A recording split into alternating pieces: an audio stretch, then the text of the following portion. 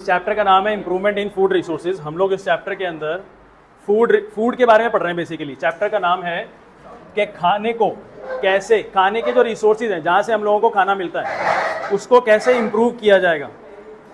देखो चैप्टर ना स्टार्ट करेंगे इम्प्रूवमेंट को बाद में, लेकिन पहले समझेंगे कि सही में फूड असल में है क्या, क्यों लिया जाता है फूड हमारे पास, खाने का, न्यूट्रिशन का हमारी ज़िंदगी में क्या महत्व है, क्या इंपॉर्टेंस है, कोई बताएगा। एनर्जी प्रोवाइड करता है और हेल्दी रखता है और बीमारियों से लड़ने की क्षमता देता है और, है ना, रोज़मर्रा के काम करने के लिए एक्टिविटीज़ में हमको मदद करता है। तो ये सारी चीज़ें हमको न्यूट्रिशन से मिलती हैं, ठीक है। अब ये जो न्यूट्रिशन है इसमें ऐसा है क्या, न्यूट्रिएंट्स के अंदर, खाने के अंदर ऐसा है क्या जिससे कि ये सारा काम हमारा हो जाता है। हमको कैसे इतना सारा सब कुछ मिलता है खाने के अंदर से। हाँ, उसके अंदर न्यूट्रिएंट्स होते हैं ना, खाने के अंदर कुछ कंपोनेंट्स होते हैं अपने, तो वो न्यूट्रिएंट्स कौन से हैं, कौन बताएगा, कौन कौन से न्यूट्रिएंट्स होते हैं। प्रोटीन हो गया, फैट हो गया, कार्बोहाइड्रेट हो गया, है ना। इसके अलावा भी चीज़ें होती हैं खाने के अंदर, मिनरल्स होते हैं, विटामिन्स होते हैं। तो ये सब मिलजुल करके हमारी बॉडी को क्या रखने की कोशिश करते हैं, हेल्दी रखने की कोशिश करते हैं, हमको एनर्जी प्रोवाइड करने की कोशिश करते हैं, हमको बीमारियों से लड़ने की क्षमता देते हैं। तो सबसे पहले इस चैप्टर के अंदर ना हमको फूड के बारे में पढ़ना है, तो लिखो फूड।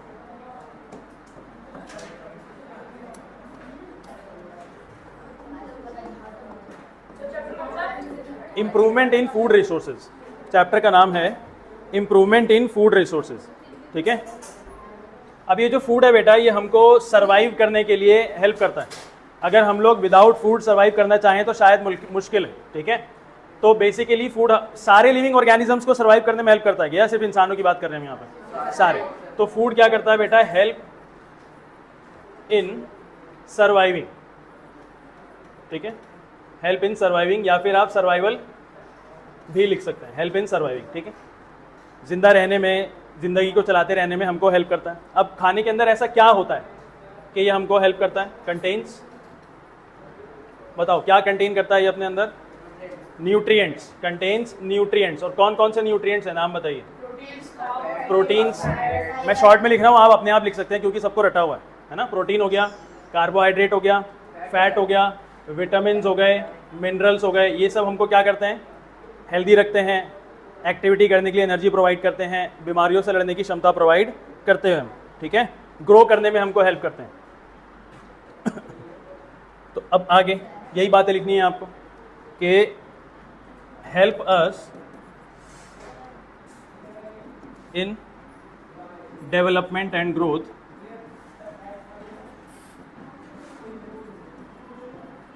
ग्रोथ और डेवलपमेंट में हेल्प करता है, और कीपिंग हेल्दी, हमको हेल्दी रखने में हेल्प करता है, ठीक है, और डेली एक्टिविटीज में हेल्प करता है, ठीक है।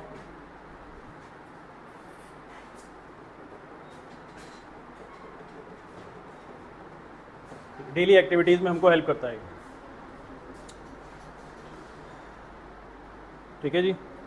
अच्छा ये बताओ कि पूरी धरती पे जितने भी जानवर हैं, जितने भी ऑर्गेनिजम्स हैं, उन सब के लिए खाने का सोर्स क्या है, सोर्स क्या है, सोर्स, खाना असल में उनको कहाँ से मिलता है, बेसिकली प्लांट्स और एनिमल्स है। ये दो चीज़ें खाने के सोर्सेज हैं हमारे पास, है ना। तो सोर्सेज कौन कौन से खाने के हमारे पास, रिसोर्सेज कौन कौन से, बेसिक रिसोर्सेज तो यही है, बस इसके अलावा तो वैसे कोई है भी नहीं। प्लांट्स एंड एनिमल्स, पूरी दुनिया में जितने भी जिंदा रहने वाले जीव जंतु हैं वो सब इन दोनों चीज़ों को खा करके अपनी ज़िंदगी का सर्वाइवल कर रहे होते हैं, ठीक है, एनिमल्स एंड प्लांट्स, ठीक। अच्छा, ज़्यादातर जो खाना है बेटा वो ये दोनों चीज़ें, इंसानों की अगर हम लोग बात करें तो ज़्यादातर खाना इन दोनों चीज़ों से आता है, लेकिन कुछ प्रैक्टिसेस करके आता है। हम सारे प्लांट्स नहीं खाते, हम सारे एनिमल्स नहीं खाते, कुछ प्रैक्टिसेस करते हैं, उनसे हम लोगों को खाना मिलता है। तो मेजर प्रैक्टिसेस कौन कौन सी हैं खाना ऑब्टेन करने के लिए, मेजर प्रैक्टिसेस,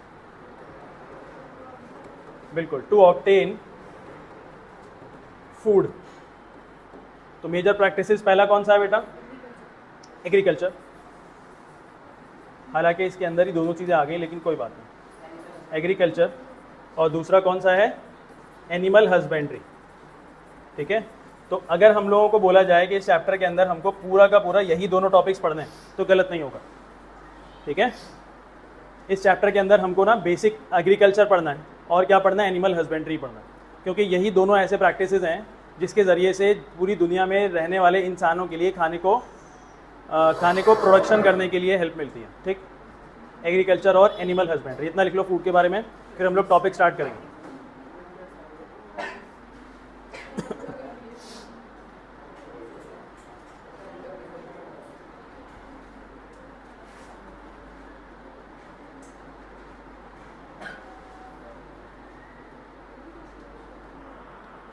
लिख लिया? अच्छा ये बताओ कि धरती पे जो पॉपुलेशन है वो कंटिन्यूसली इंक्रीज हो रहा है। अगर पॉपुलेशन इंक्रीज हो रहा है तो लोगों का फूड डिमांड भी इंक्रीज हो रहा है। वो फूड डिमांड इंक्रीज हो रहा है तो क्या सप्लाई इंक्रीज करना ज़रूरी है? अब अगर हम लोग सिर्फ इंडिया की बात करें तो इंडिया क्या हमेशा से कृषि प्रधान देश रहा है? मतलब क्या फार्मर्स की कंट्री रहा है ये हमेशा से? इंडिया में आज भी मैक्सिमम लोग एग्रीकल्चर पे ही हैं, है ना। पुराने ज़माने से देखा जाए तो इंडिया की ज़्यादातर ज़मीन के ऊपर आज भी खेती बाड़ी ही हो रही है, लेकिन इंडिया की पॉपुलेशन पुराने ज़माने से आज तक क्या कम हुई है कि बढ़ती चली जा रही है ना। India is the most populated country in the world, अब तक का तो यही रिकॉर्ड है। चाइना और इंडिया के अंदर चलता रहता है, तो अभी फ़िलहाल सबसे टॉप पे कौन है? इंडिया। तो सबकी डिमांड को पूरा करने के लिए सप्लाई इंक्रीज़ करना पड़ेगा ना। सप्लाई इंक्रीज़ कैसे करोगे? और ज़मीनों पे अनाज उगाओगे। क्या इंडिया ऑलरेडी बहुत सारी ज़मीन को इस्तेमाल कर रहा है अनाज उगाने के लिए, तो क्या आप और ज़मीन लेके आओगे? कहीं से खरीदोगे क्या? ज़मीन खरीदेंगे दूसरे देशों से, हम आपकी ज़मीन पे अनाज उगाएंगे, ऐसा हो सकता है? हो भी सकता है, लेकिन कौन इतना झंझट पालेगा?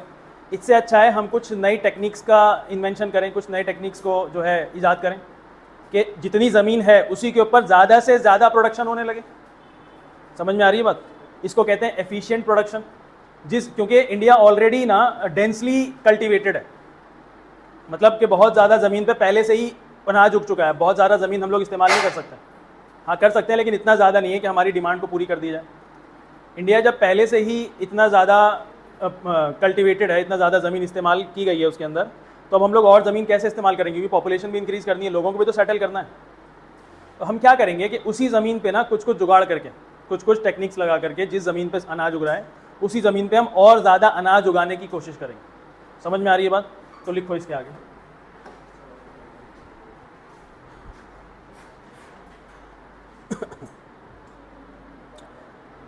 देखो हमारी धरती पर, हमारी ज़मीन पर, इंडिया पे ज़मीन पे ऑलरेडी बहुत सारे रेवोल्यूशंस हो चुके हैं जिसके ज़रिए से प्रोडक्शन इंक्रीज़ किया गया। ठीक है, प्रोडक्शन इंक्रीज़ करने का एक फेमस रेवोल्यूशन है जिसका नाम ग्रीन रेवोल्यूशन। ठीक है, ग्रीन रेवोल्यूशन। इसमें क्या किया गया है ग्रीन रेवोल्यूशन के अंदर कि इंडिया को सेल्फ सफिशिएंट बनाने की कोशिश की गई है। इंडिया के अंदर जितने लोग हैं उनका जितना भी अनाज का रिक्वायरमेंट है वो सारा का सारा इंडिया खुद से ही ग्रो करे और वहीं पे उसको सप्लाई करके पूरा कर दिया जाए, जितना भी डिमांड है इंडिया के अंदर, है ना। ये हमारा ग्रीन रेवोल्यूशन। ठीक है, इसके अलावा भी कोई रेवोल्यूशन है क्या? White revolution. उसमें क्या था कि इंडिया का जितना भी मिल्क का डिमांड है, इंडिया में रहने वाले लोगों का जितना दूध का डिमांड है, उन सबको सप्लाई किया जाए इंडिया के अंदर ही, बाहर से हमको लेना ना पड़े कुछ भी। तो ग्रीन और वाइट रेवोल्यूशन बहुत ज़्यादा फेमस है। ठीक है, ये ग्रीन रेवोल्यूशन में अनाज उगाया गया होगा, तो क्या उसी ज़मीन पे ज़्यादा से ज़्यादा अनाज उगाने की प्रक्रिया की गई होगी? तो कैसे कैसे की गई होगी? क्या कुछ नए टेक्निक्स लगाए गए होंगे? बचपन में हमने पढ़ा इरिगेशन के नए टेक्निक्स आए, है ना। अच्छे सीड्स को चूज़ किया गया, मिट्टी के अंदर ज़्यादा से ज़्यादा जो है न्यूट्रिएंट्स डालने की कोशिश की गई। तो ग्रीन रेवोल्यूशन के अंदर ये सारा कुछ हम लोगों ने प्रैक्टिस करा है। और दूसरा कौन सा था?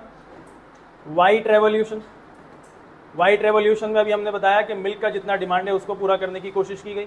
तो मिल्क का डिमांड पूरा कैसे किया जाएंगे? कैटल फार्मिंग करके, क्या है ना, कैटल क्या बोलते हैं उसको, पशुपालन किया, उससे ज़्यादा से ज़्यादा पशुपालन करना है। अब अगर ज़्यादा कर भी रहे हैं तो उनसे ज़्यादा मिल्क का यील्ड हो, ज़्यादा से ज़्यादा मिल्क मिले। तो इसके लिए क्या किया गया? उनके लिए भी फसल उगाई गई, ऐसी फसल जिससे कि पशु खाए और अच्छा जो है उसको दूध प्रोड्यूस हो, ज़्यादा दूध प्रोड्यूस हो। ऐसा पशु हम लोगों ने चूज़ किया जो कि ज़्यादा मिल्क प्रोड्यूस करने वाला हो। क्या अलग अलग स्पीशीज़ होते हैं, अलग अलग उनके जो है फैमिलीज़ होती हैं जानवरों की भी। कोई जो है दिन भर में कोई जानवर 10 लीटर दूध देता है, कोई 20 लीटर 50 लीटर तक भी देता है। तो ऐसा जानवर हो हमारे पास जो ज़्यादा से ज़्यादा दूध देने वाला हो, तो वाइट रेवोल्यूशन के अंदर आता है। तो क्या ये सारा काम ग्रीन रेवोल्यूशन और वाइट रेवोल्यूशन ऑर्गेनिकली अचीव किया गया होगा? यानी बोलने का मकसद क्या है, क्या इन सबको अचीव करने के लिए एनवायरनमेंट को क्या बिल्कुल भी नुकसान नहीं हुआ होगा? एनवायरनमेंट को नुकसान हुआ है ना। ग्रीन रेवोल्यूशन वाइट रेवोल्यूशन को अचीव करने के लिए एनवायरनमेंट को नुकसान हुआ है। हमारे आसपास में जितना फसल उग रहा है वो ज़्यादातर आज के टाइम पे इनऑर्गेनिक है, यानी कि ज़्यादातर केमिकल फर्टिलाइजर्स को डाल के उगाया जा रहा है, ठीक है। हमारे आसपास में जितना मिल्क प्रोडक्शन है वाइट रेवोल्यूशन के तहत, उसके अंदर जितने जानवर हैं उन सबको जो है हार्मोन इंजेक्शंस लगाए जा रहे हैं ताकि मिल्क प्रोड्यूस हो, बहुत ज़्यादा मिल्क प्रोड्यूस हो। समझ में आ रहा है? तो ये दोनों ही बेटा क्या किसके नतीजा में है? इन दोनों के नतीजे में क्या मिल रहा है? हमारा एनवायरनमेंट का जो बैलेंस है ना वो ख़राब हो रहा है। एनवायरनमेंट का जो बैलेंस है वो ख़राब हो चुका है, एनवायरनमेंट डिसबैलेंस हो गया, ठीक है। लेकिन हमको क्या करना है?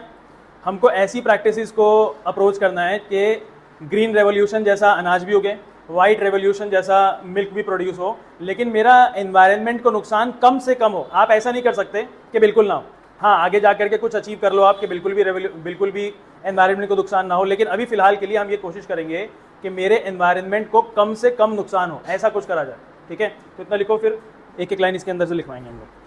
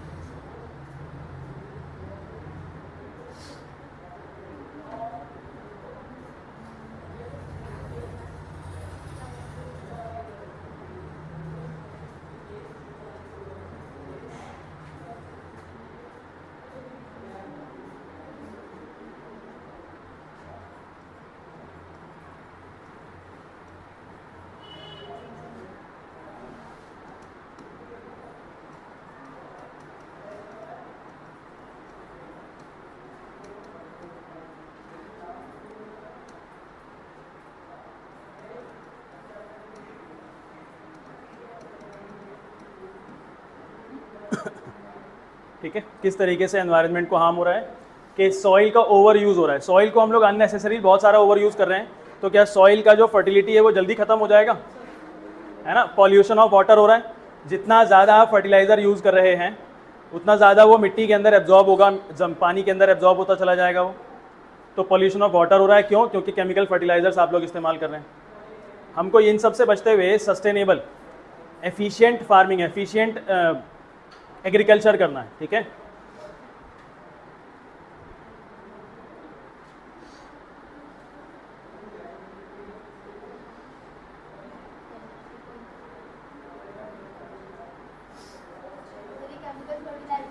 हाँ, फर्टिलाइजर्स,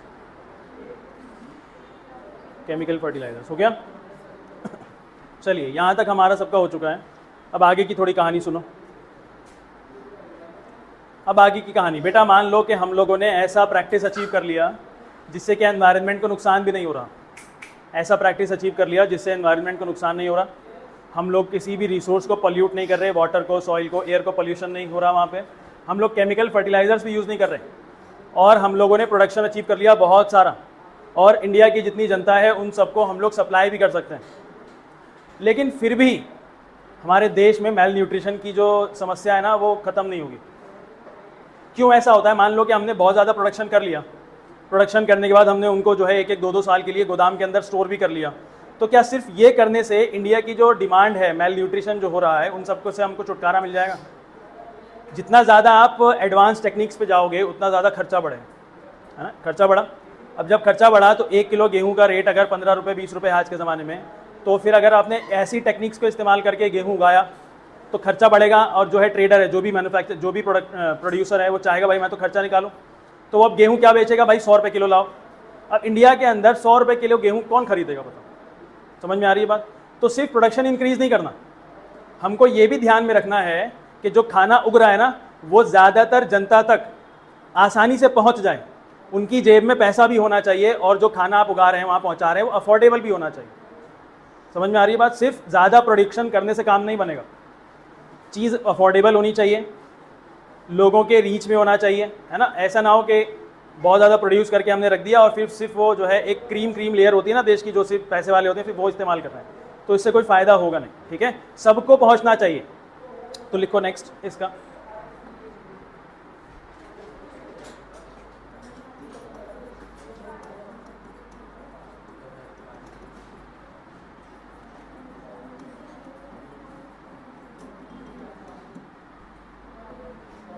ज़्यादा प्रोडक्शन के साथ साथ कुछ प्रोडक्शन भी हो सकते हैं, जैसे कि सॉरी प्रोडक्शन के साथ प्रॉब्लम नहीं है, दूसरी चीज़ों से, ये टॉपिक थोड़ा बदलना पड़ेगा, प्रॉब्लम्स विद मोर प्रोडक्शन नहीं, problems along with,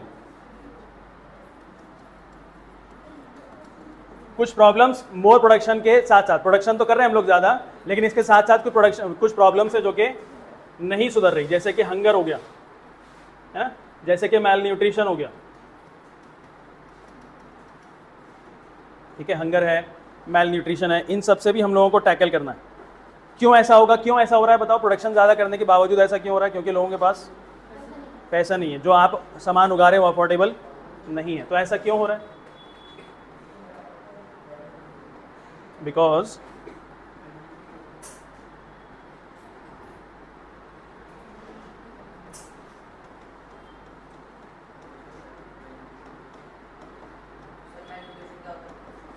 mail nutrition होता है बेटा, जो बैलेंस डाइट नहीं होता ना जब किसी के खाने में, कि तुमने देखा होगा गांव के लोग ना, जैसे हम लोग खाना खाते हैं, रोटी सब्जी दाल चावल सब कुछ मिक्स करके, सलाद वलाद, गांव के लोगों के पास अगर सिर्फ रोटी है तो सिर्फ रोटी ही है, अगर चावल है सिर्फ चावल है, दूसरी चीज़ कोई है ही नहीं। तो बॉडी के अंदर कुछ खास चीज़ों की, मिनरल्स की, वाइटामिन की कमी हो जाएगी, तो मैल न्यूट्रिशन है। ठीक है, मतलब कोई एक सामान मिल रहा है, अच्छा मैल न्यूट्रिशन या तो खाना ही नहीं मिल रहा, और अगर मिल रहा है तो सिर्फ एक ही पार्ट मिल रहा है खाने का, बाकी जो बैलेंस होता है वो नहीं मिल पा रहा, बैलेंस डाइट नहीं मिल पा रही। ठीक है, because people need money to purchase it. ठीक है, तो अगर हमको इन सब से टैकल करना है, इन सबको हमको जो है सुधारना है, तो हम क्या करना पड़ेगा? एक चीज़ निकालना पड़ेगा हमको, इसको कहते हैं फूड सिक्योरिटी, ताकि सबको मिले खाना, ताकि सबको खाना मिल सके। फूड सिक्योरिटी के अंदर क्या क्या आएगा? फूड सिक्योरिटी के अंदर क्या क्या आएगा?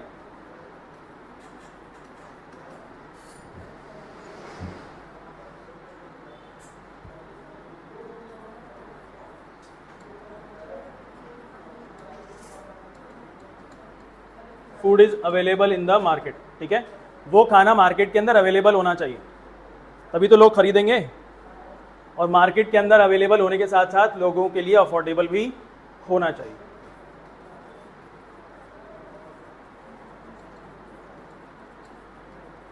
Affordable for people. ठीक है,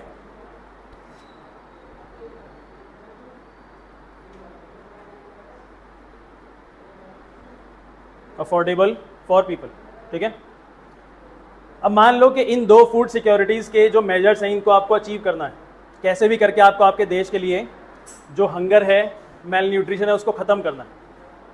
हंगर और मैल न्यूट्रिशन को ख़त्म करना है तो आपको इन फूड सिक्योरिटीज़ के ऊपर काम करना पड़ेगा। खाना मार्केट के अंदर अवेलेबल कराना पड़ेगा किसी भी हाल में, है ना। लोगों के जेब में पैसा डालना पड़ेगा ताकि वो लोग खा सकें। लोगों को पैसे जा करके देना नहीं है, उनको काम भी देना है ताकि वो कमा लें, जाके खाना खरीद के खा लें। समझ में आ रही है बात? तो इसको टैकल करने के लिए आपके पास इस चैप्टर के अकॉर्डिंग हम लोग पढ़ेंगे कि खाना मार्केट में अवेलेबल कब होगा? जब फार्मर प्रोडक्शन करेगा। खाना मार्केट में कब अवेलेबल होगा? जब फार्मर प्रोडक्शन करेगा। एंड यही तो है, खाना मार्केट में अवेलेबल होगा जब फार्मर प्रोडक्शन करेगा, है ना। और फार्मर तो प्रोडक्शन कर ही रहा है, लेकिन डिमांड तो बढ़ती जा रही है, तो डिमांड को मीट करने के लिए सप्लाई बढ़ाना पड़ेगा फार्मर को। अब फार्मर को आप क्या क्या सजेशन देंगे कि भाई आप सप्लाई बढ़ाइए, हम आपको टेक्निक्स दे रहे हैं, हम आपको सजेशंस दे रहे हैं, एडवाइस कर रहे हैं कि कुछ चीज़ें करो आप ऐसे ऐसे। तो आपके पास कुछ एडवाइसेस होने चाहिए, जैसे कि फार्मर को बोलो कि आप जो काम कर रहे हैं, अगर आप फसल उगाने का काम कर रहे हैं तो साथ में आप पशुपालन भी करिए। समझ में आ रहा है? फार्मर को बोलना पड़ेगा, फार्मर को मेथड्स बताने पड़ेंगे कि आप पशुपालन भी करो और फसल भी होगा, ठीक है। अगर आप फसल उगा रहे हैं तो आप उसमें मिक्स क्रॉपिंग करिए, एक जगह पे सिर्फ एक ही चीज़ मत उगाइए, और भी चीज़ें उगाने का आपके पास ऑप्शन है। देखा ना, मिक्स क्रॉपिंग के अंदर क्या होता है, अलग अलग एक ही फसल के अंदर, एक ही ज़मीन के अंदर अलग अलग चीज़ें उगाई जाती हैं। मिक्स क्रॉपिंग कर लो, ठीक है। और आपको अगर ज़्यादा प्रोडक्शन चाहिए तो आप अपनी फसल के लिए वो बीज इस्तेमाल करिए जो कि ज़्यादा से ज़्यादा प्रोडक्शन देता हो। हेल्दी बीज इस्तेमाल करो, है ना, हेल्दी फर्टिलाइजर्स इस्तेमाल करो, गुड टेक्निक्स ऑफ इरिगेशन इस्तेमाल करो। समझ में आ रही है बात? तो इन सबको टैकल करने के लिए आपको क्या करना पड़ेगा, आपको करना पड़ेगा scientific farming methods. Scientific farming methods. अब साइंटिफिक फार्मिंग मेथड्स के लिए आप क्या क्या करेंगे, फार्मर्स को क्या करना पड़ेगा, मिक्स्ड फार्मिंग करना पड़ेगा। मिक्स फार्मिंग का मतलब, मिक्स फार्मिंग का मतलब नहीं, वो तो मिक्स क्रॉपिंग है। मिक्स फार्मिंग मतलब हाँ, फसल के ऊपर भी काम हो रहा हो और पशुपालन भी हो रहा हो, ठीक है। तो मिक्स फार्मिंग, क्रॉप्स भी ग्रो कर रहा हो और एनिमल्स भी रेज कर रहा हो,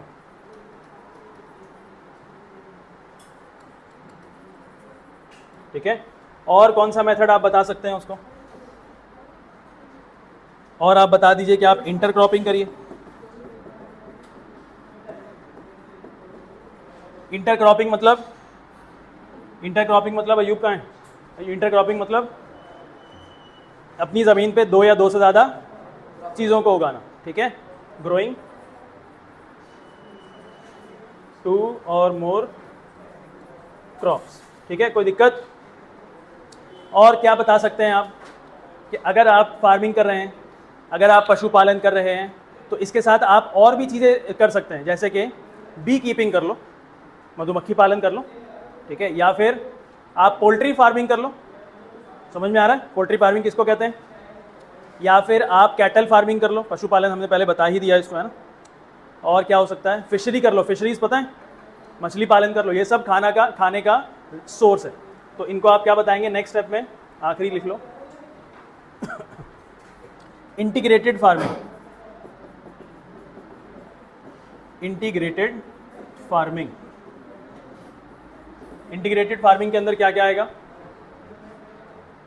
पोल्ट्री,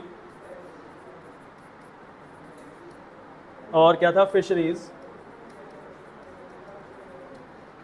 और था बेटा लाइव स्टॉक, मतलब कि वही जानवर। लाइव स्टॉक मतलब अयूब पशुपालन, है ना, जैसे गाय बैल भैंस, बकरियाँ, या और भी जिस जगह पे जो पशु मिलता है वो।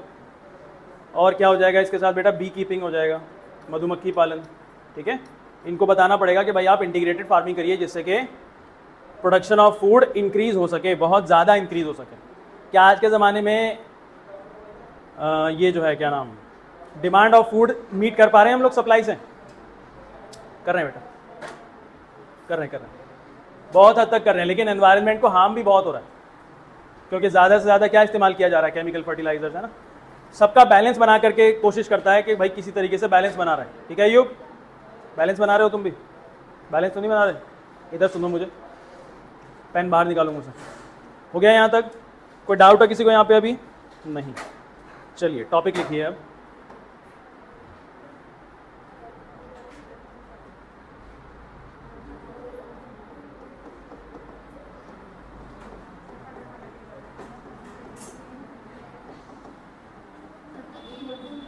क्या? Improvement in crop yield. Improvement in crop yield. Yield क्या होता है? उपज। उपज, जितना वो प्रोड्यूस कर रहा है, हमारी फसल कितना प्रोडक्शन कर रही है, ठीक है। यील्ड मतलब उपज।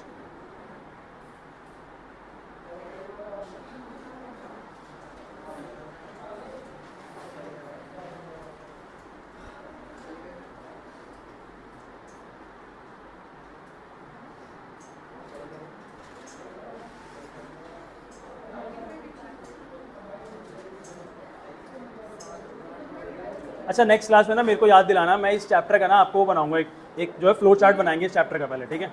जैसे हम लोगों ने टिश्यूज़ में बनाया था ना, वैसे ही इसमें वो मिस हो गया है, कोई बात नहीं। चलिए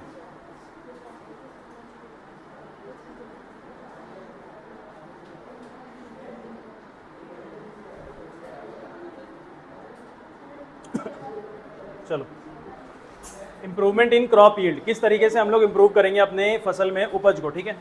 उसको पढ़ने से पहले हम लोग ये देखते हैं क्या हमारे पास फसल अलग अलग तरीके की होती है ना। फसल अलग अलग तरीके की है हमारे पास, ठीक। तो उन टाइप्स को पढ़ लेते हैं पहले।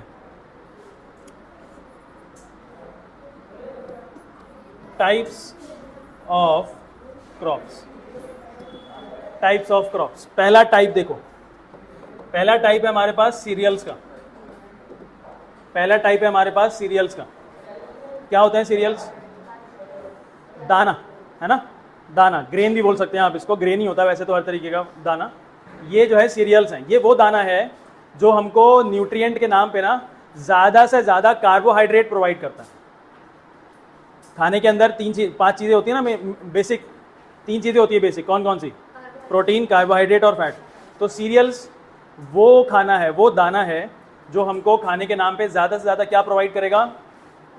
कार्बोहाइड्रेट्स प्रोवाइड करेगा, ताकि हमको इंस्टेंट एनर्जी मिले और हम लोग कुछ कुछ काम कर सकें। समझ में आ रही बात? तो सीरियल्स की कैटेगरी में बताओ सीरियल्स कौन से हो गए बेटा? एनर्जी प्रोवाइडर्स हो गए, एनर्जी प्रोवाइडर्स। इसके एग्जाम्पल्स, एग्जाम्पल बताइए जल्दी से। आपके खाने में सबसे ज़्यादा क्वांटिटी प्लेट में किस चीज़ की होती है? रोटी।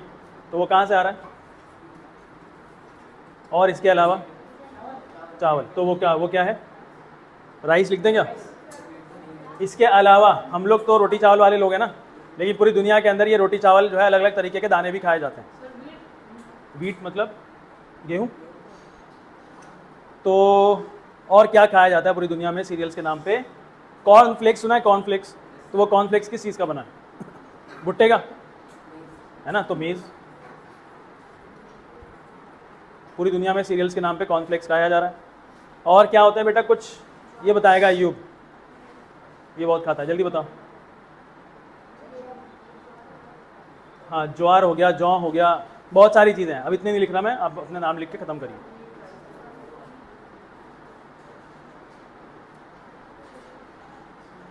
ठीक है, ये हो गया हमारे पास पहला टाइप ऑफ क्रॉप। अब्दुल-रहमान बेटा बातें कर रहा है तो बहुत ज़्यादा। दूसरा टाइप का क्रॉप हमारे पास है बेटा पल्सेस। पल्सेस बताइए। दाल, पल्सेस मतलब दाल है ना, बहुत सारी दाल। तो ये अगर एनर्जी प्रोवाइड कर रहा है तो ये क्या करता है?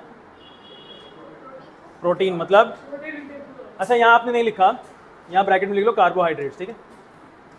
इसमें लिखो ये body building, body builder food है ये, बॉडी को बिल्ड करने में हेल्प करता है ये। क्या होता है इसके अंदर? ज़्यादा से ज़्यादा प्रोटीन होता है। एग्जाम्पल्स, जितनी दाल जानते हो लिख दो, 3-4 के नाम जल्दी से लिख दो। हिंदी वाली दाल लिख दो सारी, चने की दाल, मूंग की दाल, उड़द की दाल, उड़द चावल, जो लिखना है लिख दो जल्दी से। हैं? इंग्लिश में ज़रूरी नहीं है, क्या करो इंग्लिश में? इंडिया में उगाना है हमें खाना। इंग्लिश वाले तो वैसे ही बेचारे कुछ नहीं उगा पा रहे, वो तो अपना उनका सैंडविच चल जाता है सुबह शाम। हाँ, तो क्या क्या लिखेंगे नाम बताओ? ग्रीन ग्राम, ये ग्रीन ग्राम क्या होता है? ठीक है, हरी दाल, मूंग दाल। और बताइए, हैं? ब्लैक ग्राम क्या होता है? बीन्स होते हैं? अरे ये तो बताओ ब्लैक ग्राम क्या होता है? पहाड़ी। मोहन भाई से पूछना पड़ेगा सारा सामान ये। बीन्स, एक और बता दो फिर खत्म कर देंगे। अब वो बीन्स हो गए। राजमा, मटर, पी भी इसी में आता है क्या? बुक में लिखा है तो लिख दो, लिख दो। Book is always right, etcetera. ठीक है, अच्छा बुक राइट है, लेकिन मैं आपको बता दूं कि हाँ, मटर प्रोटीन का एक बहुत बढ़िया सोर्स है?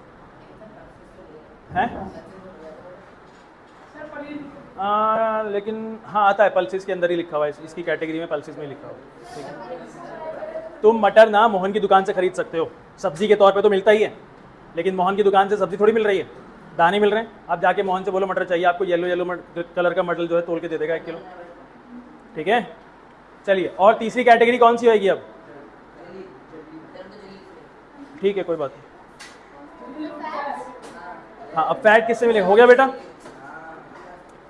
इसके बाद तीसरी कैटेगरी,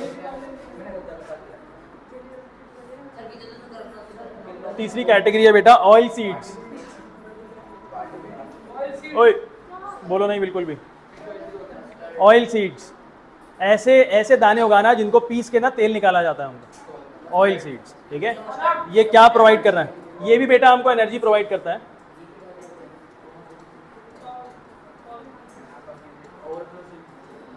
फैट प्रोवाइड करता है। ठीक है, एग्जांपल्स बिल्कुल। और मस्टर्ड लिख लो, एक सेसमी भी लिख लो, तिल। ठीक है, और जो आपको लिखना चाहो, फॉर्चून जो लिखना चाहो लिख दो। पीनट लिख दो, ग्राउंड नट ऑयल। ठीक है, चलिए, ये एनर्जी प्रोवाइड करता है फैट के रूप में। और एक काम इसका और है कि ये विटामिन्स और मिनरल्स को एब्जॉर्ब करने में भी हेल्प करता है।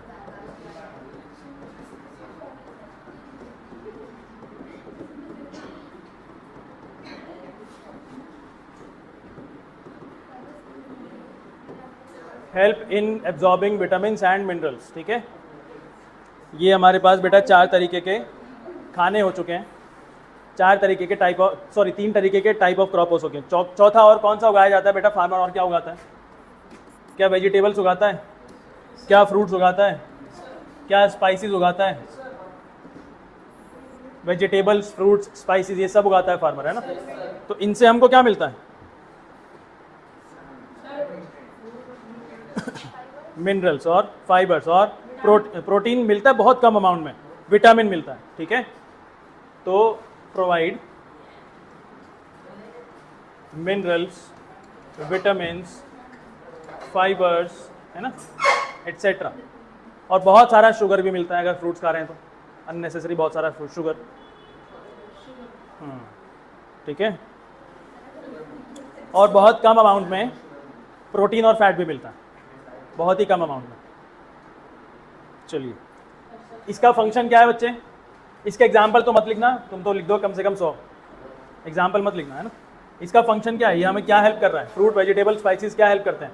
क्या इनसे हमको बहुत अमाउंट में विटामिन, मिनरल मिल रहा है, जो कि हमारी बॉडी को बीमारियों से लड़ने की क्षमता देगा, जो कि हमारी बॉडी को हेल्दी रखने में हेल्प करेगा।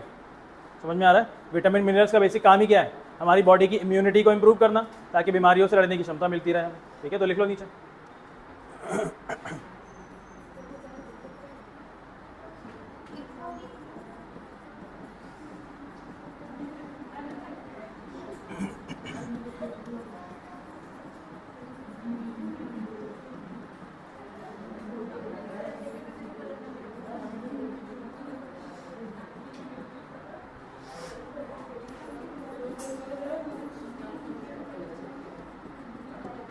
ठीक है जी, कितने टाइप के क्रॉप्स हो गए हमारे पास अब्दुल रहमान?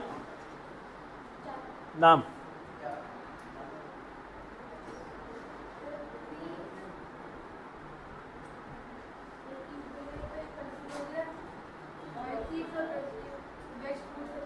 ठीक, वेजिटेबल, वेज मतलब वेजिटेबल्स। ठीक है, ये 4 तरीके क्रॉप्स हो गए। 5वां क्रॉप भी है बेटा।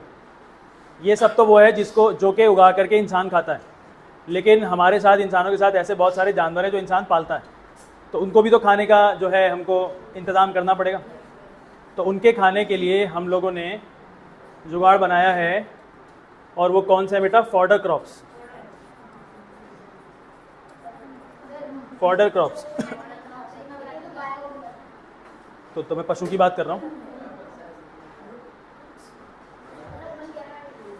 ठीक है, फॉडर क्रॉप्स मतलब फूड फॉर एनिमल्स। ठीक है, फूड फॉर एनिमल्स, जानवरों के लिए खाना, इनको क्या बोला जाता है? Fodder crops. इनके कुछ एग्जाम्पल्स हैं, इनके कुछ एग्जाम्पल्स।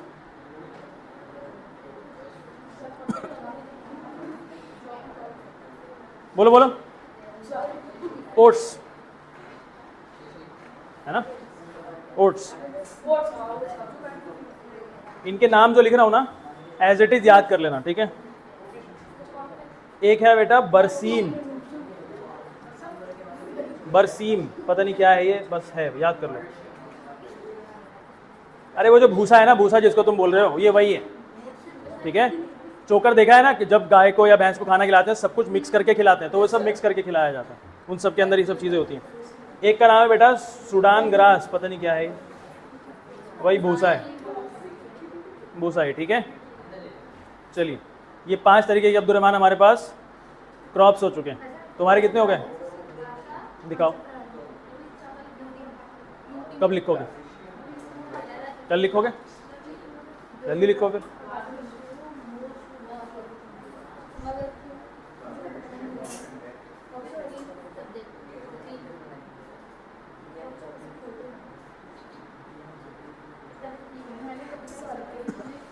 हो गया? हो गया क्या? हमारा टॉपिक क्या चल रहा है? Improvement in crop yield. पहले हमने पढ़ लिया कि क्रॉप कितने टाइप के होते हैं, इंप्रूवमेंट तो बाद में पढ़ेंगे, ठीक है। अब ये देखेंगे कि इन सबको क्रॉप्स को उगने के लिए ना किस चीज़ की रिक्वायरमेंट है, सबका हो गया ना। अब हमारा इसी टॉपिक के अंदर दूसरी चीज़ पढ़ेंगे हम लोग, conditions and crop seasons, conditions and crop seasons, conditions and crop seasons, ठीक है बेटा। अलग अलग पौधे, अलग अलग फसल को उगने के लिए अलग अलग कंडीशंस की ज़रूरत होती है। किसी को सर्दियों में उगाया जाता है, किसी को गर्मी में, किसी को बरसात में, गर्मी में बरसात के मौसम में। किसी पौधे को ज़्यादा सनलाइट चाहिए होती है, किसी को कम सनलाइट चाहिए होती है, ठीक है। तो इन सब के बारे में हम लोग कंडीशंस के बारे में पढ़ेंगे। तो पहली कंडीशन देख लेते हैं। पहला देख लो कंडीशंस कौन कौन से हैं। पहला है बेटा क्लाइमेट, क्या हुआ? पहला है क्लाइमेट एंड टेम्परेचर, है ना। स्पेसिफिक क्लाइमेट चाहिए होता है किसी को उगने के लिए, स्पेसिफिक टेम्परेचर चाहिए होता है। अगर वो नहीं मिलेगा तो उस जगह पे वो फसल नहीं होगी। जैसे कि अगर आप सेब उगाना चाहें दिल्ली में, तो सेब को तो ठंडा इलाका चाहिए, तो दिल्ली में हो सकता है उग जाए, लेकिन आपको वो नहीं मिलेगा जो असल में सेब को ठंडे इलाके में मिलने के बाद, उगाने के बाद मिलता है, ठीक है। दूसरी चीज़ फोटो पीरियड। किसका? फोटो पीरियड का। फोटो पीरियड मतलब, फोटो मतलब लाइट, पीरियड मतलब वक्त, है ना, लाइट का वक्त। फोटो पीरियड मतलब कि किसी पौधे को कितनी देर तक रोशनी मिल रही है, सनलाइट मिल रही है, उसको हम लोग क्या कहते हैं? फोटो पीरियड कहते हैं। क्या कहते हैं? Photo period. तो लिखो इसके बारे में, लिखो इसके बारे में, फोटो पीरियड के बारे में। The duration of sunlight, the duration of sunlight, हाँ इसके the duration of sunlight in a day, the duration of sunlight in a day, ठीक है, which affects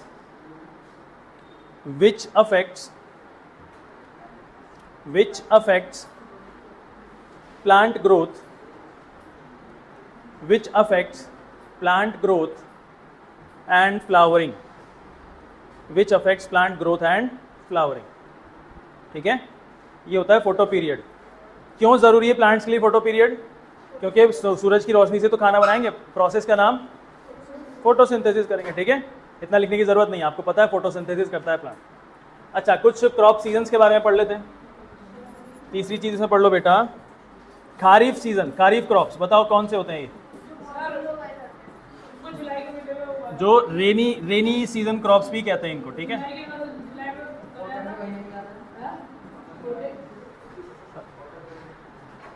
खारिफ क्रॉप्स मतलब रेनी सीजन क्रॉप्स भी कहते हैं इसको, ठीक है। रेनी सीजन क्रॉप्स भी कहते हैं इनको, रेनी सीजन क्रॉप्स भी कहते हैं। जुलाई से स्टार्ट होता है, ठीक है। चलिए, जून जुलाई से, ठीक है। तो इसका आप लिख लो टाइमिंग, जून टू अक्टूबर, ठीक है, जून टू अक्टूबर। आगे इसके कुछ एग्जाम्पल्स, खारिफ क्रॉप के कुछ एग्जाम्पल्स। जो बरसात में बोए जाते हैं। मिर्चियाँ हो सकता है, पता नहीं, लिख दो अगर है तो। है वीट बरसात में?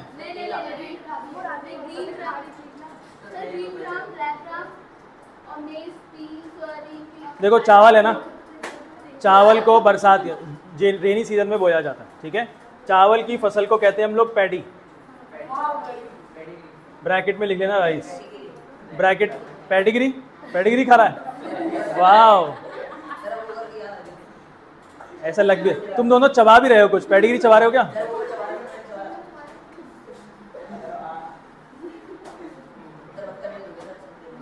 चलो हो गया पैडी। और क्या बेटा? कॉटन। कॉटन भी उगाया जाता है रेनी सीजन के अंदर ही। और क्या हो सकता है? सोयाबीन, ठीक है, मेज एटसेट्रा, ठीक है। ये हमारे पास खरीफ क्रॉप्स हैं। इसके बाद अगला सीजन कौन सा हो सकता है? रबी क्रॉप्स लिख लो। Rabi crops, winter, winter season crops, rabi crops, winter season crops. हटा दूं इसको?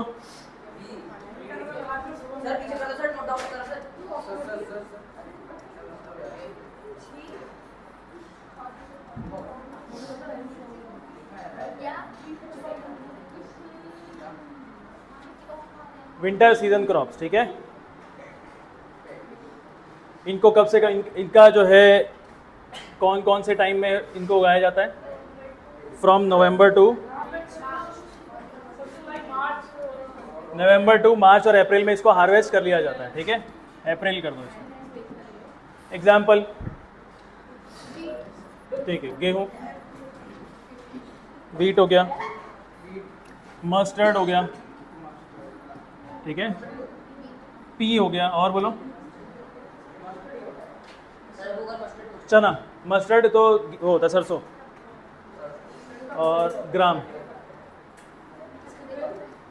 एटसेट्रा, ठीक है।